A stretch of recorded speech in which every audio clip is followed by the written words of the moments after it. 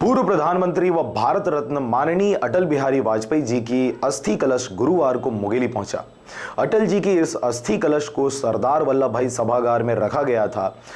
वह शोक सभा के माध्यम से नगर के लोगों द्वारा अटल जी को विनम्र श्रद्धांजलि अर्पित की गई, जिसके पश्चात नगर में अस्थि कलश का भ्रमण करवाया गया, जहां सभी समाज के लोगों द्वारा चौक चौराहों में माननीय अटल जी का दर्शन करते उनको श्रद्धांजलि अर्पित किया गया।